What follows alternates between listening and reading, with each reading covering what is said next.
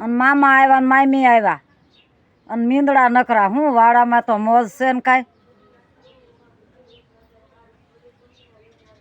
કેટલા ધોયા જો, આ કાલના ને આજના ને બધા થઈને 10-12 ગોદડા ધોઈ નાખ્યા.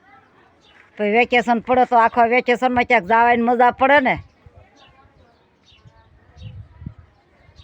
તો એ 5 દી જાય કોકના ઘરે કાંક ગળું કૂણું રહે ને. ભાડું નકરું ગોતવાનું, ભાડું ગમે એને ઘરે પહોંચી જાય કાંઈક ગળું કૂણું પડે.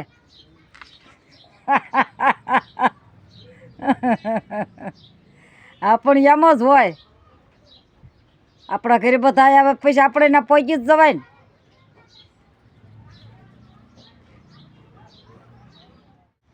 એક ભાઈ યુદ્ધમાં જવા તૈયાર થઈ ગયા, બરાબર. કે તરવાઈ લઈને આડો નવળો હમળે. એ કે કેટલાને કાપી નાખું કે કેટલા મને સારું દાંત આવે બોલવા જામ ત્યાં. તે કે આડા શેવડીને વાળા 2-4 ભોડા ઉડાડી નાખ્યા શેવડીના. જો કે હું કેવો કાપી નાખું, કે કાપી જ નાખું કે ને માણા આવી રીતે જ કાપું. તે બેને આઈડિયો કર્યો, જવા નથી દેવો ને. વાંથી હળવેક ચારાની હો અડાડી વાહામાં. એટલે ભાઈ ઝચકી ગયા. જેવો હમણાં થયો ને એવી બેને સાના માના ખબર હોય ને હો અડાડી દીધી. એટલે કે હાળું ઝચકાઈ ગયું.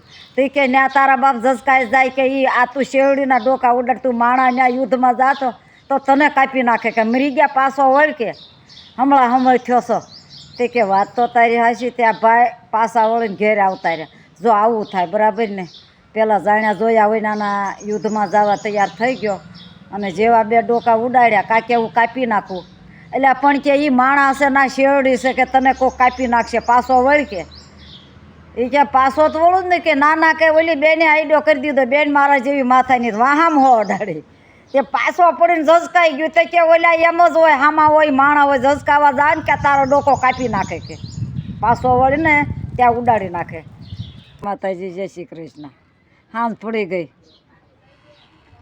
આ કામ ને ઓલું કામ ને હું પણ હવે તો આ તો હંસામાની મોજ કહેવાય હો.